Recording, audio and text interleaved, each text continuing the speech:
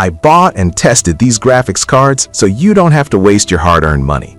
As a content creator using Adobe Premiere Pro CC, I know how crucial the right GPU is for smooth editing and rendering. Let me walk you through my top picks that can elevate your video editing experience. Product number 1. Gigabyte GeForce GT 710. When I first got my hands on the Gigabyte 2GB RAM DDR3 SD-RAM video graphics card, I was curious to see how it would handle basic video editing tasks in Adobe Premiere Pro CC. This low-profile card boasts an Nvidia GeForce GT 710 chip with a core clock speed of 954 MHz, which seemed modest but adequate for light workloads. The setup process was seamless. I installed it into my compact desktop and was impressed by how it fits snugly into the tight space without any fuss. The card supports a maximum screen resolution of 4096 by 2160 pixels, which is a bonus when working with high-resolution footage. I found that it handled 1080p video editing quite well, with smooth playback and rendering times that were reasonable for a budget card. However, I wouldn't recommend it for intensive 4K editing or heavy effects work. Pros of the Gigabyte GT 710 include its low profile, making it ideal for small form factor builds. It also features multiple video outputs, such as DVI, HDMI, and VGA, allowing compatibility with various monitors. On the downside, its 2 GB of VRAM may limit performance when working with larger projects or multiple streams of HD video. Additionally, the lack of support for newer graphics technologies like CUDA can be a setback for those looking to leverage GPU acceleration in Premiere Pro. So, why should you buy this card? If you're on a tight budget and need a solution for light video editing, the Gigabyte GT 710 is a solid choice. It's perfect for beginners or anyone looking to upgrade an aging system for basic tasks. Just keep in mind its limitations and the type of projects you'll be tackling. Product number 2. Soyo GeForce GT 740. Next up, I tested the Soyo GeForce GT 740, and let me tell you, this card packs a bit more punch. With 4 GB of DDR3 memory and a slightly higher clock speed of 993 MHz, I was eager to see how it would perform in Adobe Premiere Pro CC. The installation was straightforward, and the low-profile design meant it fit perfectly in my compact workstation. Right off the bat, the card felt more responsive during editing sessions. Transition effects and color grading were noticeably smoother compared to the GT 710. One of the standout features of the GT 740 is its efficient cooling system.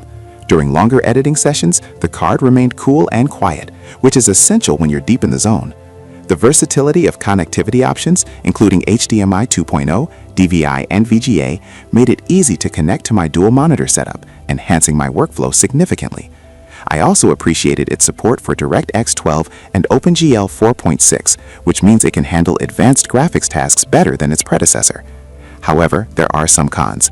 The card is still an entry-level GPU, so if you're working with heavy 4K footage or using complex effects, you might find it lacking.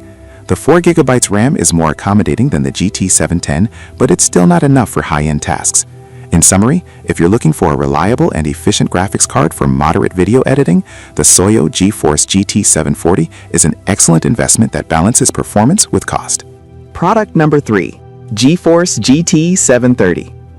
The GeForce GT 730 caught my attention next, an entry-level card that offers decent performance for its price. Sporting 4 GB of DDR3 RAM and a core clock of 600 MHz, I was curious how it would stand up against the previous cards I tested. Once installed, I was pleasantly surprised by how well it handled standard editing tasks in Adobe Premiere Pro CC. While it may not be the fastest card out there, it delivered reliable performance for basic video editing tasks. The dual HDMI and VGA outputs allowed for easy multi-monitor setups, which I found incredibly useful when working on larger projects. The maximum resolution support of 2560 by 1600 for HDMI was impressive, enabling me to view my edits in high detail. However, I did notice that rendering times were a bit longer compared to the GT 740, especially when working with more layers and effects. Pros of the GT 730 include good compatibility with various display setups and sufficient power for basic editing tasks. However, its lower clock speed and overall performance means it may struggle with more demanding projects. If you plan to use Adobe Premiere Pro for simple edits or as a hobbyist, the GT 730 could be a great fit. Just be prepared to upgrade if your editing needs become more advanced in the future. Product number 4. Saplos GT 730. The Saplos GT730 is another contender that piqued my interest. With similar specifications to the previous GT730, this card operates with a core clock speed of 902 MHz and 4 GB of DDR3 memory. I was eager to see if it could deliver a better experience for video editing. The installation was quick, and once I booted up my system, I immediately noticed the difference in responsiveness when navigating through Adobe Premiere Pro CC. One of the standout features of the Saplos GT730 is its ability to support up to 4 displays. This multi-monitor capability significantly improved my workflow, allowing me to have multiple projects open at once, which is essential for multitasking. The cooling system is efficient as well, keeping the card running quietly even during long editing sessions. However, similar to the other GT730s, it may not be ideal for heavy 4K editing. Pros include its ability to support multiple monitors and decent performance for light to moderate editing. On the downside, it's not designed for heavy rendering tasks, and the performance can lag with more complex projects. If you're working with HD footage or doing light edits, the Saplos GT730 is a solid choice that offers good value for money without breaking the bank. Product number 5. GeForce GT210. Lastly, I checked out the GeForce GT210, which is one of the most budget-friendly options on this list. With a modest 1 GB of DDR3 RAM and a core clock of 589 MHz, I was skeptical about its performance in Adobe Premiere Pro CC. However, I was pleasantly surprised by its capability to handle basic tasks. It's definitely an entry-level card designed for minimal workloads, but it performed adequately for simple video editing. The installation was a breeze, and the low-profile design made it easy to fit into my smaller case.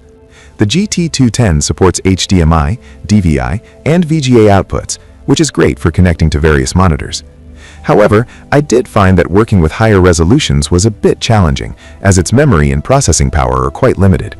The rendering times were longer, and I wouldn't recommend it for projects that involve heavy editing or effects. But why would you consider buying this card? If you're on an extremely tight budget or just need a simple solution for light video playback and basic editing tasks, the GeForce GT210 serves its purpose. It's not going to win any performance awards, but it can help you get started in video editing without a hefty investment.